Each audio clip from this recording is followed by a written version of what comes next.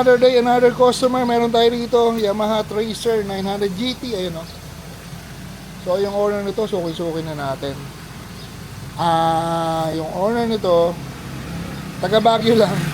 Si Sir Wyatt Vincent, taga Baguio. Last time, nagpunta siya rito, dala niya AK. Ngayon naman, ito naman o. Pagka talaga mahilig ka sa motor, paiba-iba kami ng motor. Gusto matry lahat. So gagawin natin dito, LED bracket na heavy duty. Matutunin naman sa chassis, Pogi. Opo, dalawa lang akong pagantay. Tapos may sa chassis. Sa So chassis yun o. Yan ang gawang epong. Kaway-kaway ka epong. Shoutout mo jowa mo. May jowa ka ba? Ayun. Yung jowa, dinideny ka. Break agad ito. Break. Walang jowa. Ata di ba meron to? Tawa na ako. Yung jowa, dinideny ka. Kasi maraming babae rito nagdadan. Minsan kausap ni epong. Kaya siguro dinideny sa camera. So rito, meron tayo rito Yamaha Tracer X1 GT X1 GT 900 GT. So kakapitan na natin ng ilaw na may dala sa sir na Gold Runway na ADV4. So ayan. So ngayon ginagawa pa lang yung bracket. Suki-suki na si Sir Wyatt Vincent. Parang ginagawang kapitbahay lang yung Baguio. Yan, shoutout sa mga taga Baguio. Kagaling na namin dyan last Monday and Tuesday. So back to work tayo. Kinakapit na namin yung bracket para dito sa Yamaha Tracer 900 GT. So, dalawang piraso yung ginawang bracket namin dito na... Ayan, pakita natin yung isa. Ayan, no? Paano ba ito, Pogi? Ipakita mo nga sa akin paano kinakapit. Forma lang, forma. So, ayan, ito. Nakatuloy yung sa metal part. Ito. Ito sa fairings. Ito sa ilaw. So, ayan. Saan ang ilaw niyan? Pogi, nakabitin. Isa na lang. Pakita mo, Pogi. Ito. So, papakita natin yung kabilang side na bracket, nakakabit na. So, si Sir Vincent, nag-send siya ng picture sa amin. May ginaya siyang ilaw nito na ganito yung pagkakabit. So, ginawa natin dito, hindi na tayo magsagawa ng bracket. Naghanap pa rin tayo ng metal part na pwede pagkapitan ng bracket. Kasi mayroon siyang plastic dito, isa. Saka dito dalawa na kung titingin nyo pwede nakabitan pero mas pinili namin mas matibay parang ganyan iron. So ito nakatunog yun doon sa taas metal part at maganda pa niyan yung bracket namin na 304 stainless na naka powder coat.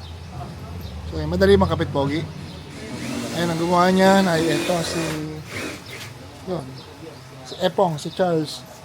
So yan, yung order nito taga Baguio, suki na natin from PCX 160 nag AK 550. Tapos bumili pa nito, meron pa siyang AK, bumili pa nitong Tracer 900. So yun, ganun ka solid. Baguio City to Malolos, may Manila, ang lapit.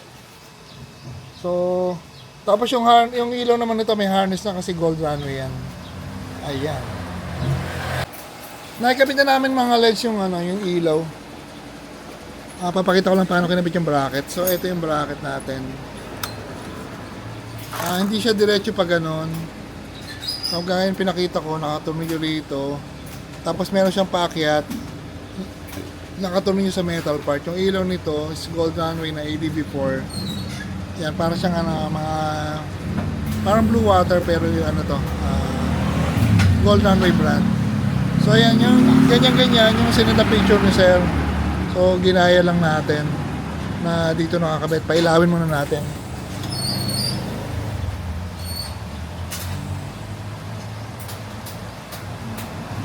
Start mo na, Pogi. Sound check natin. Maski hindi natin ginawa ng tambucho. Hindi natin ito eh. So, yan. Tara tayo rito. Nakakabit na yung Gold Runway. At nag-blink pa. So, yan.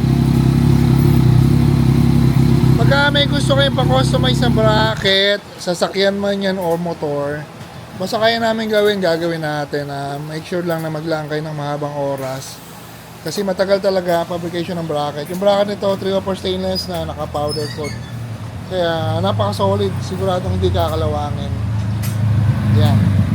Kaya nyo rin na ito mga LEDs, pero may binagi ulit kami. Kinabit namin yung passing dito. Kinabit namin yung passing.